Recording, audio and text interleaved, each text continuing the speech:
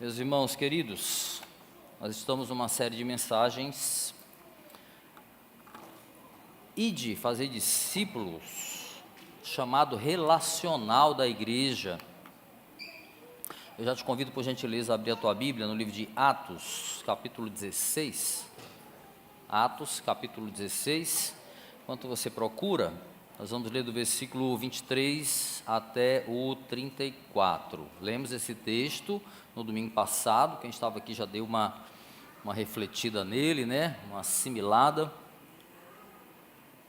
Agora nós vamos trabalhar em detalhes aquilo que o Senhor tem para nos ensinar nesta manhã. Mas enquanto você procura, dá um pequeno testemunho. É sempre bom a gente testemunhar o que o Senhor faz na simplicidade. Ontem à noite a gente teve pequena base lá em casa. E é sempre bom depois a gente conversar um pouco, bater um papo. Só que, via de regra, eu estava um pouco atrasado no sermão, né? A semana foi atribulada, teve muitas coisas para fazer e acabou que eu precisava ainda dar aquela finalizada, né? Na verdade, a maior parte ainda não estava pronta. E quando os irmãos foram embora, eu voltei para o computador, para os livros ali, para terminar pelo menos o que eu precisava que ficasse pronto para que eu acordasse de madrugada, que é o meu hábito, para terminar a estrutura do sermão. Eu tenho o meu jeito, né? Eu sei exatamente o que eu preciso deixar pronto para isso, pelo menos ali a estrutura, as coisas que eu preciso encaminhar, para de manhã, bem cedinho na madrugada, eu dar aquela finalizada do sermão. Só que o que acontece é que eu comecei a passar mal, mal-estar muito estranho, né? um enjoo, uma dor de cabeça, dor na barriga, enfim. Comecei a passar mal, mas eu tinha que fazer, eu tinha que finalizar, porque se eu não conseguisse finalizar de manhã, não ia dar certo o cálculo. Então, eu forcei a barra, tive que fazer e fiquei até mais ou menos meia-noite e pouco, meia-noite e meia, fui deitar, passando mal. A Dini me lembrou ainda, olha, faltou botar o lixo para fora. E aí eu não estava legal e falei para ela, meu amor, obrigado, porque ela fez o meu serviço. Ela botou o lixo para fora, servindo, né, a mim. Eu sou muito grato pela esposa que eu tenho. Ela foi, colocou o lixo para fora e eu fui deitar, passando mal. Botei o despertador, porque afinal de contas muitas horas de sono iriam me fazer muito bem. Eu ia dormir de meia-noite até as 4 da manhã. Botei o despertador para as 4 horas, confiante que eu ia acordar bem para finalizar até o horário do culto. Mas eu não ouvi o despertador. Porém, Deus é bom, Deus é muito bom. Eu tenho o hábito de acordar às 4 da manhã. É meu hábito de trabalho. Todo dia eu acordo esse horário, pelo menos de segunda a sexta. E eu acordei às 4h30, mesmo sem ter ouvido o despertador. Mas acordei já assustado. Perdi aquela meia hora que era importante e acordei bem? Não, eu acordei pior do que o que eu fui dormir, então não estava passando bem. Ainda assim fui, fiz um cafezinho, sentei diante do computador passando mal e eu tinha duas opções, eu me desesperava ou eu botava o joelho no chão e orava ao Senhor. E obviamente que eu escolhi a segunda opção e orei e clamei, Senhor, eu preciso ficar bom, preciso que o Senhor me cure agora, para que eu possa cumprir o meu chamado, cumprir o meu papel e fazer o que eu tinha que fazer. Se eu estou aqui, obviamente, porque ele ouviu a oração, gente, eu fiquei bom, eu fiquei bem mesmo, fiquei bem e consegui fazer o sermão como tinha que ser feito, não foi às pressas, não foi uma loucura, não foi, eu cheguei em cima da hora, mas não foi nada feito assodadamente e realmente me sentindo bem. Então eu louvo ao Senhor, esse é o nosso Deus. E eu estava estudando um texto que tem tudo a ver, porque no meio do meu cárcere humano, eu estava ali encarcerado na fragilidade humana. A melhor coisa que a gente pode fazer é adorar o Senhor, louvar, clamar a Ele. Responde, conforme a gente vai ver no nosso texto de hoje. Então, por gentileza, abre a tua Bíblia aí, Atos, capítulo 16, nós estamos na série, como está visto aí, ó. Ide, fazer discípulo, o chamado relacional da igreja. Vamos ler o texto, por favor, com atenção, reverência à palavra do Senhor, assim diz o texto. Atos, capítulo 16, versículo 23 ao 34, se você quiser acompanhar na NVI, está aqui no telão, se você tem, acompanhando na sua Bíblia, por gentileza. Vamos ouvir a palavra do Senhor. Diz assim: Depois de serem severamente açoitados, foram lançados na prisão. O carcereiro recebeu instrução para vigiá-los com cuidado. Tendo recebido tais ordens, ele os lançou no cárcere interior e lhes prendeu os pés no tronco. Por volta da meia-noite, Paulo e Silas estavam orando e cantando hinos a Deus. Os outros presos ouviam. De repente, houve um terremoto tão violento que os alicerces da prisão foram abalados. Imediatamente todas as portas se abriram e as correntes de todos se soltaram. O carcereiro acordou e, vendo abertas as portas da prisão, desembainhou sua espada para se matar, porque pensava que os presos tivessem fugido. Mas Paulo gritou: não faça isso, estamos todos aqui. O carcereiro pediu luz, entrou correndo e, trêmulo, prostrou-se diante de Paulo e Silas. Então levou-os para fora e perguntou: senhores, que devo fazer para ser salvo? Eles responderam: creia no Senhor Jesus e serão salvos você e os da sua casa. E pregaram a palavra de Deus a ele e a todos os de sua casa. Naquela mesma hora da noite, o carcereiro lavou as feridas deles. Em seguida, ele e todos os seus foram batizados. Então os levou para sua casa, serviu-lhes uma refeição, e com todos os de sua casa alegrou-se muito por haver crido em Deus. Feche teus olhos. Senhor, te louvamos, essa é a tua palavra, tu que és Deus de graça, Deus Todo-Poderoso. Por graça nos chamastes, por graça estamos aqui para ouvir e sermos alimentados, Senhor, das tuas verdades. Te peço em nome de Jesus, dependente do direcionamento do teu Espírito Santo, que seja uma palavra clara, Senhor, para nos alimentar, para transformar vidas, edificar, encorajar, exortar. Saiamos aqui, Senhor, abastecidos da tua palavra, é o que nós te pedimos, no nome santo de Jesus. Amém. Meus irmãos, lá no início do ministério pastoral, buscando formação, eu fiz um curso de capelania, importante, um curso importante que a gente faz, alguns buscam isso, né? E durante o curso, prisional, e dentro dessa parte prática da capelania prisional, existiam algumas visitas, e foram feitas algumas mesmo, de atividade prática no complexo penitenciário de Pedrinhas. Isso foi muito importante para mim. E numa dessas visitas, fomos ao Cadeião, o famoso Cadeião. Hoje não é mais assim, mas era chamado assim. Era um dos complexos lá, dos mais perigosos, pode-se dizer, e mais opressores, por vários sentidos. Havia muito problema ali, superlotação, as condições que os presos estavam. Hoje a realidade é diferente, acredito. Faz tempo que eu não vou lá. E nesse dia, a atividade lá, especificamente, no Cadeião, era um culto que a gente ia fazer no pátio com os detentos, com os internos, e todos estariam ali, e o ambiente era complexo, porque havia todo um aparato de agentes armados ao redor, e apesar daquilo havia um respeito pelos capelães, e nós estávamos ali, e a palavra de Deus foi pregada, teve música, teve louvor, teve sermão, e entre as atividades a gente podia conversar com algumas pessoas. E eu conversei com um líder que era interno e que fazia um trabalho de discipulado dentro do presídio. E eu, querendo aprender, curioso, perguntei para ele assim: meu irmão, qual é a maior dificuldade que você encontra aqui para ministrar a palavra de Deus aqui dentro e para fazer esse serviço aqui, que eu imagino que não é fácil? Aí ele olhou para mim e falou assim: dificuldade? Meu irmão, se nós olharmos para as dificuldades, a gente não faz nada aqui dentro, porque a lista de dificuldades eram enormes. Lá só existe dificuldade para pregar a palavra do Senhor, então eles não tinham olhos para isso.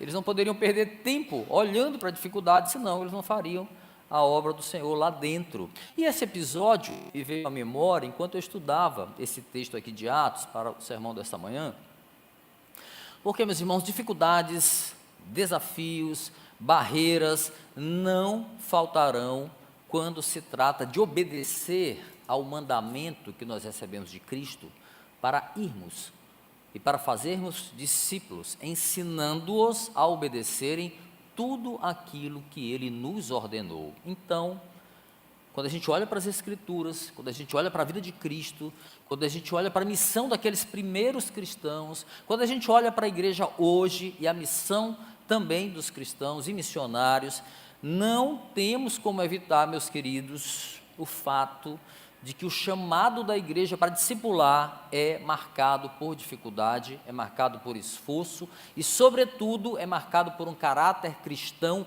obediente.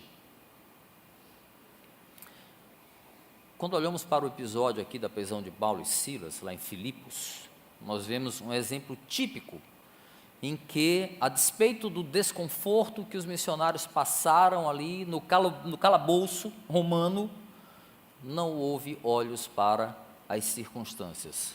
Apesar da dor física provocada pelos açoites que eles sofreram, a dor moral decorrente do desprezo e da maneira humilhante como eles foram tratados, Paulo e Silas estavam cheios de outra coisa, eles estavam cheios de compaixão, eles estavam focados em obedecer ao chamado que eles receberam do Senhor.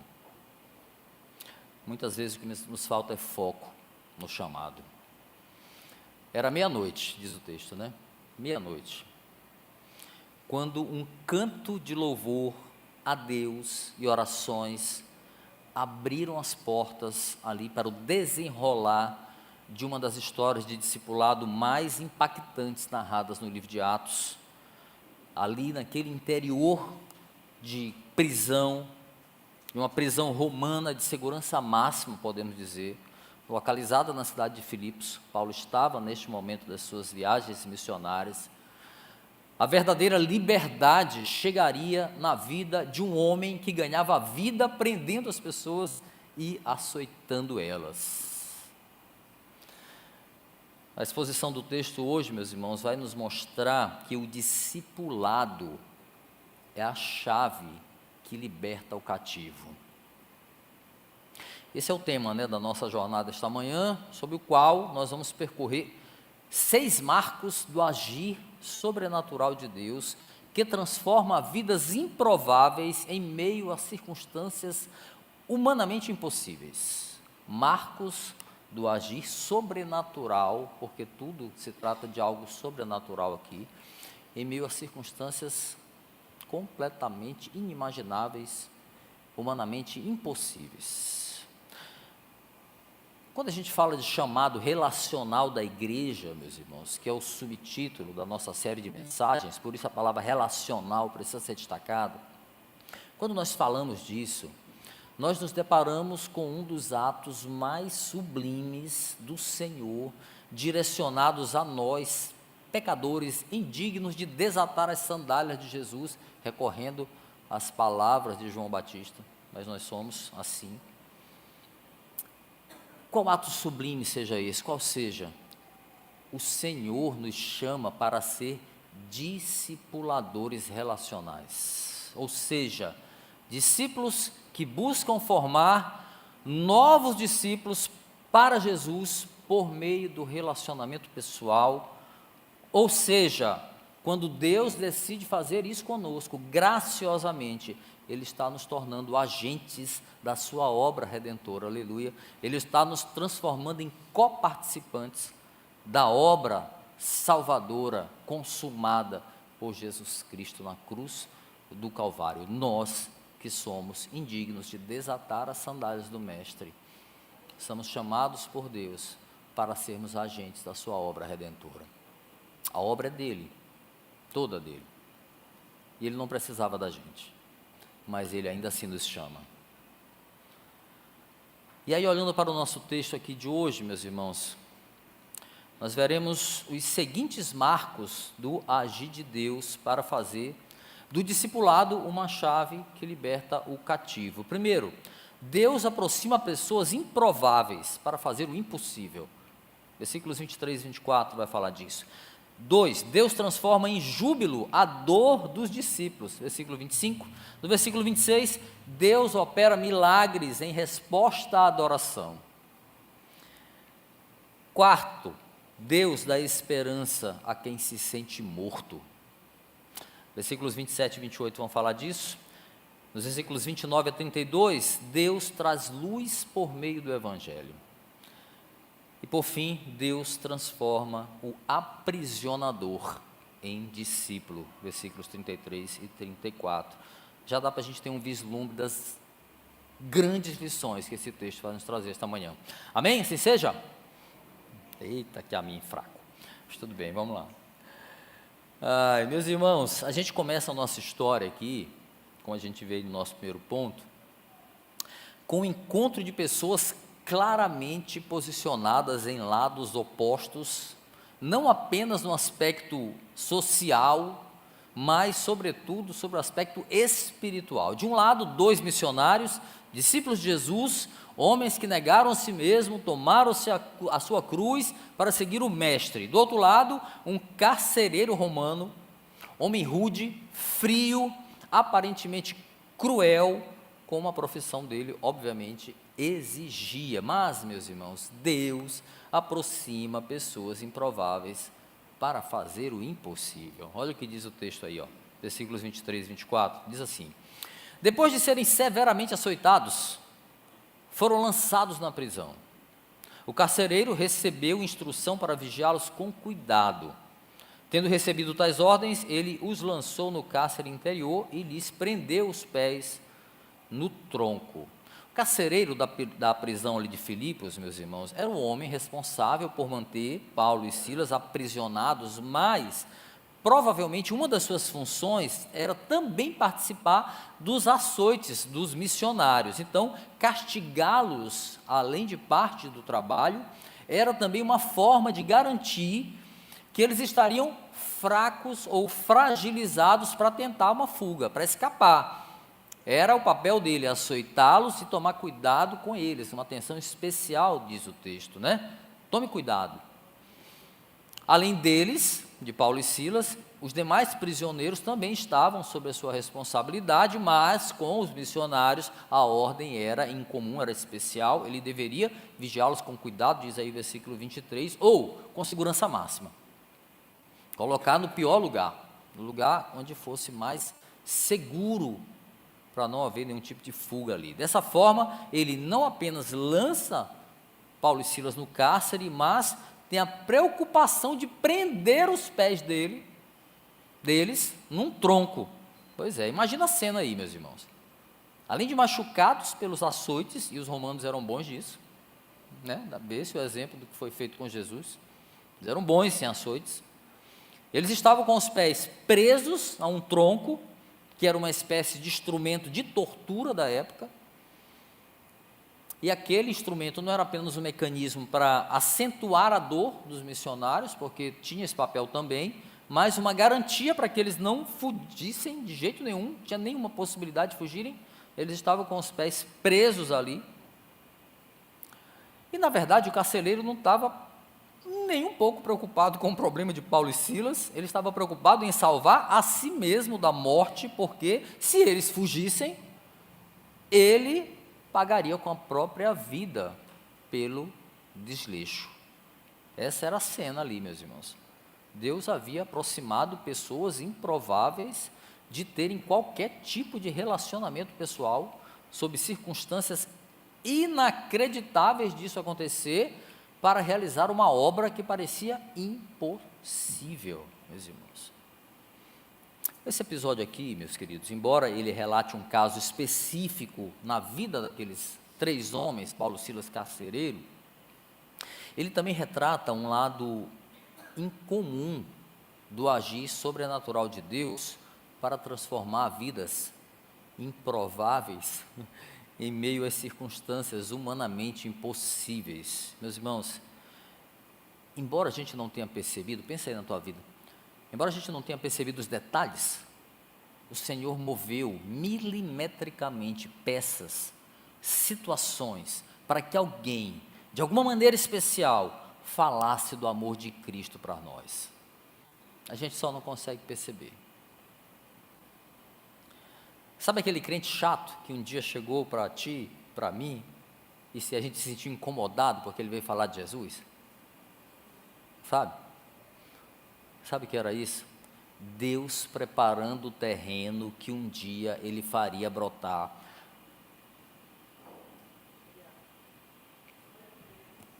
A boa semente, porque a terra precisava de preparo. A minha deu trabalho. Não para Deus, mas para as pessoas que ele usou. Para ele não deu trabalho. Sabe aquela pessoa que ninguém jamais pensaria em falar? Que todos desejariam distância por não merecer qualquer ato de compaixão, tipo aquele carcereiro cruel, outro tipo de pessoa que a sociedade considera indigno de qualquer tipo de atenção. Se o Senhor quiser que a sua graça salvadora, a mesma que nos alcançou, alcance alguém assim, Ele vai agir de forma improvável para isso. Meus irmãos, sobrenatural de Deus, a gente falava ontem disso lá na pequena base, muitas vezes acontece por meios naturais ou ordinários. Como usar pessoas improváveis, como eu e você, para falar do amor de Cristo, para alguém que o mundo desconsidera indigno de salvação, ou às vezes nós mesmos desconsideramos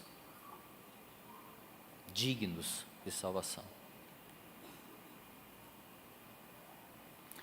Deus usa meios ordinários, lê-se, pessoas, para falar para pessoas que o mundo desconsidera digno de salvação. E muitas vezes, nós mesmos também desconsideramos. E aí, seguindo a sequência demolidora, para usar um termo regueiro aqui, né? A sequência demolidora, até porque teve terremoto lá e tudo mais. Dos fatos improváveis aqui que envolve o nosso texto de hoje, algo absurdo vai acontecer ali, meus irmãos. Olha o que diz aí, ó. Deus transforma em júbilo a dor dos discípulos. Olha o que diz o versículo 25. Por volta da meia-noite, Paulo e Silas estavam orando e cantando hinos a Deus. Os outros presos os ouviam. Meus irmãos, certamente Paulo e Silas estavam sofrendo não apenas dores físicas absurdas, mas também havia dor moral do desprezo, da forma brutal como eles foram tratados por aquele carcereiro frio, violento. Então, a lógica humana, a gente se colocando no lugar deles, exigia que eles estivessem cheios de ódio, de revolta com aquela situação e até mesmo cobrando satisfação de Deus. Afinal, foi o fato deles serem discípulos de Cristo que os levaram até aquela situação humilhante. A lógica é essa aí. Mas em vez disso, meus irmãos, eles não estavam cheios de nada disso. Eles não estavam cheios de raiva, eles não estavam cheios de ódio, de rancor, eles estavam cheios da graça do Senhor. Em vez de lamentos, de gritos, de cólera, de raiva, né, o que se ouvia foi o quê? Hinos de louvor e orações a Deus. Em vez de palavra de dor e raiva, aquele lugar foi cheio de cânticos a Deus. O texto diz que todos os presos ouviam aquele som que era reconfortante para um lugar como aquele.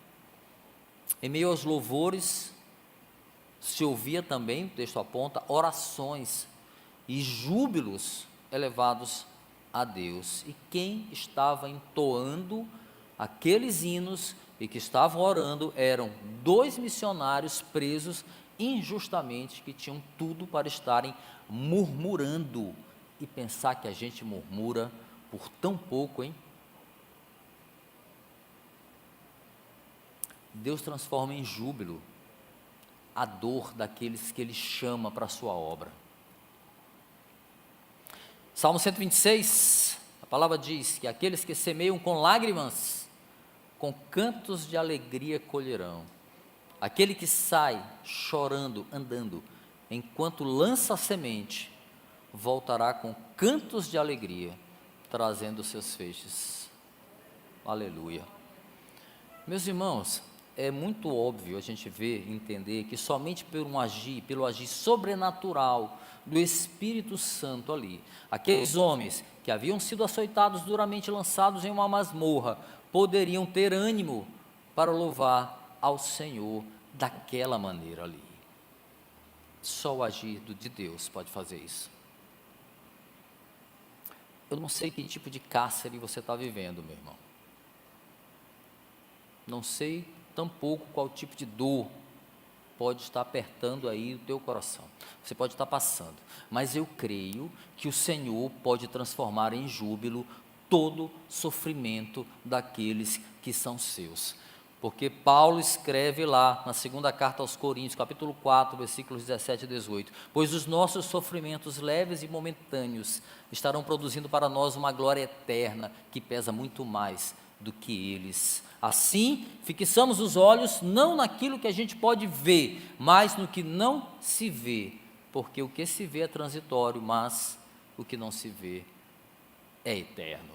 Aleluia. Paulo e Silas, meus irmãos, não tinham olhos para as feridas, eles não tinham olhos para aquele lugar tenebroso ali que ele estava vivendo, seus olhos estavam postos em Cristo, autor e consumador da nossa fé, aquele que padeceu na cruz para nos preparar lugar, onde todos os seus discípulos viverão com ele eternamente. Aleluia. A dor deles, meus irmãos, assim como a nossa dor, não se compara ao que Jesus já nos deu. Pela lógica humana ali, meus irmãos, Paulo e Silas deveriam estar cheios de desprezo, de ódio, por um homem que havia sido cruel com eles, havia maltratado duramente eles. Todavia, os fatos que nós veremos agora, a partir daí, vão mostrar que eles estavam, ou comprovar que eles estavam cheios de compaixão, porque o carcereiro era o verdadeiro prisioneiro dessa história. Mas Deus tinha um plano para a vida dele. O discipulado seria a chave que o Senhor usaria para libertar aquele homem. E aí a gente começa a ver claramente esse agir sobrenatural de Deus a partir da resposta que ele dá ao louvor que ecoa da prisão de Filipos. Sim, meus irmãos, Deus opera milagres em resposta à adoração. Versículo 26, olha só o que diz: de repente houve um terremoto tão violento que os alicerces da prisão foram abalados. Imediatamente todas as portas se abriram e as correntes de todos se soltaram. Há relatos de terremotos na região próxima ali a Filipos, mas não como aquele. Aquele foi um abalo diferente. O texto detalha que o abalo sísmico foi tão forte e foi suficiente para abrir as portas do cárcere, para soltar as correntes dos prisioneiros. Todavia, aquele lugar não desabou, apesar do terremoto ter sido suficiente para fazer tudo isso. Havia um propósito, havia algo sobrenatural naquele abalo sísmico ali. Novamente, meus irmãos, em que pese se tratar de um caso específico, aí, o relato de Lucas, autor do livro de Atos, sobre o que acontece ali, em que pese ser um caso especial, mostra também um princípio, uma realidade, a realidade de um Deus que opera milagres em resposta à adoração. Esse princípio está lá. E aí, meus irmãos, é muito importante que a igreja tenha isso em mente, que encha o coração dessa verdade toda vez que estiver adorando ao Senhor, seja nos cultos públicos ou seja nos nossos momentos de adoração pessoal. Deus opera milagres em meio à nossa adoração, porque Ele responde aos adoradores. Ao final do sermão, nós vamos louvar ao Senhor. que possamos lembrar dessa verdade bíblica, tá? Nessa hora. Meus irmãos, o abalo sísmico aqui, o terremoto que quebrou as correntes que prendiam os presos, teve um efeito desesperador para o carcereiro, ou seja, o homem que seria responsabilizado pela iminente fuga em massa que parecia se apresentar ali, né? Pela regra, ele seria responsabilizado por deixar os presos escaparem, independentemente de ter sido por causa de um terremoto ou não, e ele pagaria com a própria vida por causa disso. E aí, quando confrontado com esse tipo de situação, o suicídio era considerado uma alternativa nobre, honrosa. E lançar-se sobre a própria espada era um método romano aceitável, preferido, na verdade, em ocasiões como essa. A pessoa recorrer ao suicídio para morrer honradamente. Mas o Senhor tinha planos para a vida daquele carcereiro. Sim, meus irmãos, porque Deus dá esperança a quem se sente morto. Olha o que diz aí o texto, 27 e 28 versículos. O carcereiro acordou e, vendo abertas as portas da prisão, desembainhou sua espada para se matar, porque pensava que os presos tivessem fugido. Mas Paulo gritou adequadamente aqueles condenados e permitir de alguma forma, ou impedir que eles fugissem. Além de que o texto diz que ele estava dormindo, né? Ele estava dormindo quando aconteceu o terremoto, ele foi acordado pelo terremoto. Ao contrário dos presos que estavam ouvindo o louvor, o carcereiro estava dormindo. E a sua reação, embora fatídica aqui, foi a mais lógica possível. Não restava esperança para ele. Supondo que os prisioneiros tivessem fugido, né? Tinham fugido, tirar a própria vida era o que lhes restava, porque ele já estava morto.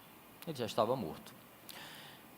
Meus irmãos, olha só, o estado daquele homem não é diferente ao nosso estado antes de Cristo, em nossa vida. Efésios capítulo 2, versículo 1 diz: vocês estavam mortos em suas transgressões e pecados. E mais adiante vai reiterar, dizendo, versículos 4 e 5, todavia, Deus é rico em misericórdia, pelo grande amor com que nos amou. Deu-nos vida juntamente com Cristo, quando ainda estávamos mortos em transgressões. Pela graça vocês são salvos. Aleluia. O Senhor devolve a esperança de viver àquele carcereiro. Primeiramente, com a certeza de que os prisioneiros não fugiram. Paulo vai gritar: não faça isso, nós estamos todos aqui. O que sugere que os missionários, de alguma forma, exerceram alguma influência moral. Já parou para pensar nisso? A lógica era os presos terem fugido, né? Mas não. O texto sugere que a vida dos missionários, o que eles estavam ouvindo, exerceu uma influência moral sobre aqueles outros detentos. E aí, meus irmãos, abrindo um parêntese rapidinho, isso deve nos fazer refletir sobre que tipo de influência a nossa adoração exerce sobre outras pessoas. E aí a gente entenda a adoração como o nosso modo de vida. Nosso modo de vida. Que tipo de mensagem a gente passa para as pessoas com as nossas atitudes enquanto cristãos? Perguntinha, abri e fechei parêntese. O grito de Paulo aqui, olhando para o texto, impediu que o carcereiro tirasse a própria vida, ok, mas a esperança de viver que Deus planejava para ele, meus irmãos, ia muito além da vida passageira desse mundo aqui, muito, muito além. E aqui nós chegamos ao quinto marco do ato sobrenatural de Deus para transformar vidas improváveis em meio a circunstâncias humanamente impossíveis. Deus traz luz por meio do Evangelho. Aleluia. Olha o texto, 29 a 32, diz assim: o carcereiro pediu luz, então, correndo e trêmulo, prostrou-se diante de Paulo e Silas. Então levou-os para fora e perguntou: senhores, que devo fazer para ser salvo? Eles responderam: creia no Senhor Jesus, e serão salvos você e os da sua casa. e pregaram a palavra de Deus a ele e a todos os de sua casa. Aleluia. É difícil dizer o que passava exatamente pela mente daquele carcereiro, quando ele pergunta: o que devo fazer para ser salvo? A gente não pode afirmar se já havia nele ali um entendimento exato acerca da salvação espiritual que estava sobre a vida de Paulo e Silas, salvação em Cristo Jesus, ou se ele estava falando de salvar a própria vida, mediante a permanência dos presos ali. Não dá para a gente afirmar exatamente. Talvez ele estivesse familiarizado com os relatos, né, sobre os ensinamentos dos missionários, os discípulos de Jesus, sobre Jesus. É uma possibilidade, tá? Mas a gente não vai fazer uma afirmação aqui. O fato também de ele pedir luz aqui, para ver melhor a situação, mostra bem como era o ambiente ali daquela prisão, meus irmãos. Era meia-noite, possivelmente o terremoto apagou as tochas ou lâmpadas que tivessem ali, então um ambiente que já era escuro durante o dia, naquela hora então ficou completamente escurecido, mas de qualquer maneira, esse pedido de luz aqui tem um simbolismo muito forte nessa passagem, a gente precisa considerar. Por quê? Meus irmãos, o reconhecimento do estado de escuridão em que nós estamos é o que nos conduz a buscar a salvação. Os planos de Deus, eles são insondáveis, meus irmãos, eles são maravilhosos. De uma maneira improvável, ele estava trabalhando em todas as circunstâncias ali, para que aquele homem rude, aquele homem cruel, encontrasse a luz verdadeira que só o amor de Jesus Cristo pode dar. Aleluia. Deus estava trabalhando de forma minuciosa e improvável. E o caminho para se alcançar essa luz é a verdade do Evangelho. Louvado seja Deus. Em sua soberana providência, Deus havia preparado tudo para aquele homem ser salvo. Assim como ele fez comigo e com você. A pergunta do carcereiro para Paulo e Silas: o que eu preciso fazer para ser salvo? E eles responderam: creia no Senhor Jesus, e serão salvos você e os da sua casa. E pregaram a palavra de Deus a ele e a todos os de sua casa. Meus irmãos, o discipulado é a chave que liberta o cativo. Nós somos instrumentos desta obra. A tradição romana esperava que a casa inteira seguisse, assim como a judaica, né? De alguma forma, seguisse a religião do líder do lar. É claro que a realidade do carcereiro era invertida, né? A realidade era que ele levaria toda a sua família a crer nos falsos deuses romanos. Era a tendência. O texto vai deixar muito claro que a conversão familiar ali, a Cristo, ela não é automática. Quando Paulo diz, serão salvos tu e tua casa, o texto vai indicar claramente depois que toda casa precisava ouvir o Evangelho. Toda casa precisava ouvir. A fé vem pelo ouvir a mensagem, e a mensagem é ouvida mediante a palavra de Cristo. Clássico texto de Romanos 10, 17. Eles precisavam ouvir o Evangelho, a luz do Evangelho. Meus irmãos, com o perdão aqui do trocadilho, o maior terremoto que Deus providenciou ali não foi físico, mas o terremoto espiritual que acontece na vida daquele carcereiro e da sua família, assim como aconteceu com a minha. Deus transforma o aprisionador em discípulo. Versículos finais aí dizem: naquela mesma hora da noite, o carcereiro lavou as feridas deles. Em seguida, ele e todos os seus foram batizados. Então os levou para a sua casa, serviu-lhes uma refeição, e com todos os de sua casa alegrou-se muito por haver crido em Deus. Em vista aqui do que o texto nos mostra, o carcereiro aqui, ele estava se arriscando a se meter em sérios apuros. Por quê? Aquele mesmo que temeu ser morto caso os presos tivessem fugido.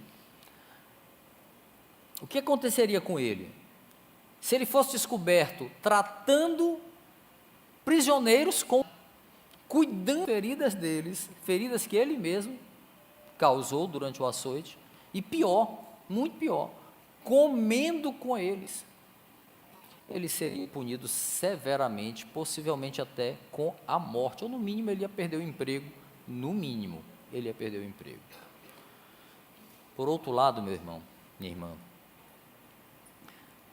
um carcereiro provavelmente não ofereceria, agora olhando pelo lado dos missionários, provavelmente ele não ia oferecer um alimento plenamente aceitável, segundo as regras da religião judaica. O fato de Paulo e Silas aceitarem a comida dele, talvez fosse até ofensivo para alguns judeus mais tradicionais. Por isso que muitos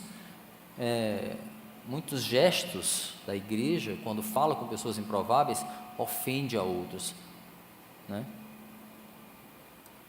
Uma vez eu, de brincadeira, fiz um teste, falei, você não oraria por essa pessoa? Eu não. A resposta foi sincera. Mas nós devemos orar pelas pessoas de Jesus. A pessoa nem pensou, eu jamais oraria. Mas nós somos crentes falhos, né? O fato de Paulo e Silas comer com aquele romano certamente teria incomodado algumas pessoas, até porque estudiosos dizem que alguns chegavam a sobreviver à base de figos e nozes ali nas prisões para não comer a comida impura oferecida pelos romanos. Pois é, tamanho e nível da coisa. Meus queridos, esse texto nos mostra o poder libertador do Evangelho quando a igreja exerce o seu chamado relacional. Aleluia. Quando o poder do Evangelho enche o coração do homem, meu irmão, minha irmã, barreiras culturais, barreiras religiosas, raciais, intelectuais, toda diferença que possa haver entre as pessoas, elas são quebradas pelo poder do amor de Cristo. Não existem barreiras que possam separar os relacionamentos quando a igreja exerce o seu poder, seu chamado relacional no poder de Cristo. Sim, meus irmãos, o discipulado pessoal, o amor relacional entre as pessoas é a chave que liberta o cativo. Aquele carcereiro que aprisionava pessoas, que açoitava pessoas para viver, agora estava liberto pela graça. Aleluia. Ele era o verdadeiro prisioneiro. Glória a Deus. Por meio do batismo, depois, ele e a sua família testificaram publicamente a sua fé. Que história linda, que história linda. Mas infelizmente, nós ainda precisamos quebrar muitas barreiras em nós, que nos impedem de ser instrumentos da graça de Deus na vida de outras pessoas, pessoas tão improváveis quanto nós. Um dia nós fomos alvos, meus irmãos, do plano redentivo do Senhor. E possivelmente, nesse dia, ou durante todo um processo, até que chegasse este dia, Ele moveu o sobrenatural para que nós pudéssemos ouvir e compreender o Evangelho. E nós ainda colocamos barreiras em nós para fazer o mesmo por alguém. Precisamos melhorar nisso, bastante. Quero concluir, meus irmãos. São muitas lições, daria para fazer um ano inteiro ou mais pregando só esse texto, as muitas lições que nós aprendemos. Mas por hora vamos destacar aqui, apenas estas aqui, para a nossa reflexão e aplicação à nossa vida. Primeiro, meus irmãos, a prisão de Paulo e Silas nos ensina como Deus aproxima pessoas improváveis que trilham caminhos completamente diferentes para cumprir os seus propósitos de salvação. Isso deve fazer a gente refletir sobre as vezes que o Senhor coloca diante de nós, meus irmãos, oportunidades para falar do amor de Cristo a pessoas que jamais imaginaríamos encontrar. Já viveu isso? Em circunstâncias completamente incomuns, em lugares completamente improváveis. A gente precisa refletir sobre todas as vezes que o Senhor faz isso com a gente. Que essa palavra de hoje nos possa vir à memória quando situações acontecerem daqui para frente em nossa vida. E o Senhor nos dê sabedoria, simplicidade para pregar o Evangelho com amor e com clareza para essas pessoas. Em segundo lugar, o texto de hoje nos ensina a importância de como reagimos às tribulações inevitáveis desse mundo. Meus irmãos, nós vimos aqui o agir de um Deus que responde à adoração dos seus filhos. Não é verdade? Mas não uma adoração comum, uma adoração em meio à dor. Uma adoração movida pela paz de Cristo que excede todo o entendimento. Então esse texto nos mostra e nos ensina como é importante como nós reagimos diante das tribulações inevitáveis desse mundo. Deus responde aos seus filhos que o adoram. Terceiro, aprendemos a importância do nosso testemunho sobre as pessoas. A adoração de Paulo e Silas na prisão impactou a vida dos outros presos. Eles sentiram alento, eles ouviram a palavra por meio dos hinos que eles cantavam ali. E aí?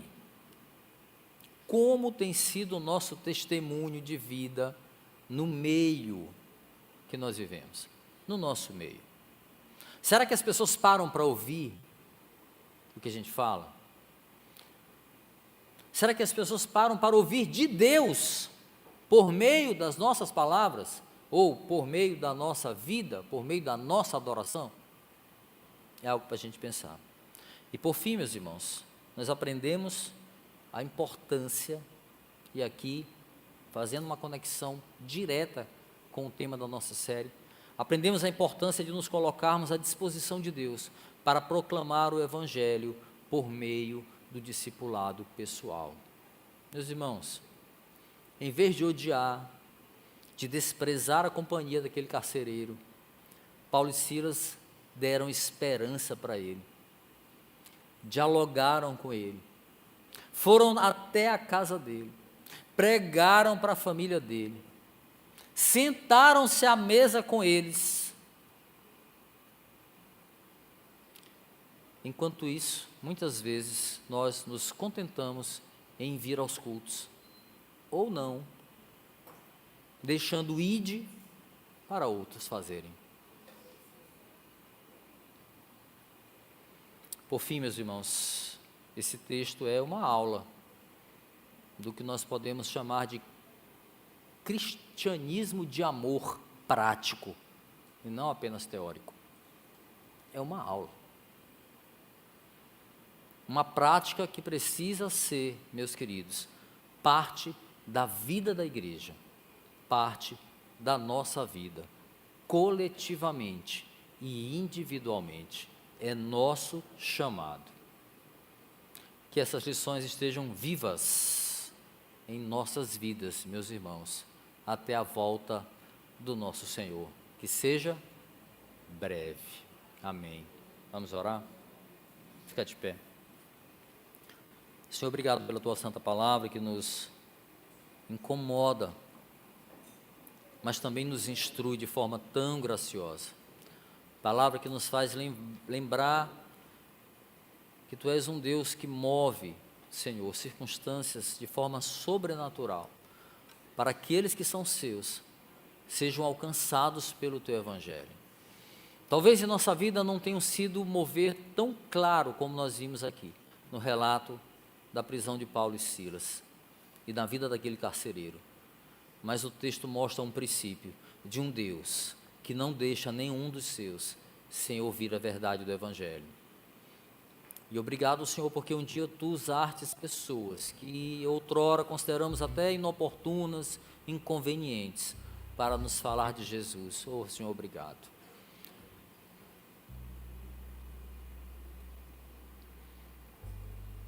Abençoa essas pessoas, Senhor, que elas fiquem firmes, e nos dá, Senhor, também capacidade, ousadia, Senhor, porque nós vemos o agir ousado daqueles missionários, cheios do Teu Espírito, Senhor, que não tinham olhos para as circunstâncias, que não tinham tempo para murmurar, porque eles precisavam cumprir um chamado maior, o chamado de ser agente de salvação por Tua obra, Senhor, por Tua escolha. Nos ensina, Senhor, a não sermos meros espectadores desta maravilhosa obra que nos alcançou. Ajuda a Tua igreja, Senhor. Levanta homens e mulheres dispostos a dizer: eis-me aqui, dispostos a irem, fazer discípulos da sua maneira, que o Senhor os capacite, Senhor, em nome de Jesus, e que nós possamos como igreja também ser um instrumento de capacitação para elas. Nos mostra a estratégia, Senhor, levanta pessoas para nos ajudar, para nos auxiliar, Senhor, nos dá sabedoria para essa obra, é o que nós te pedimos, Senhor, no nome santo de Jesus, amém. Agora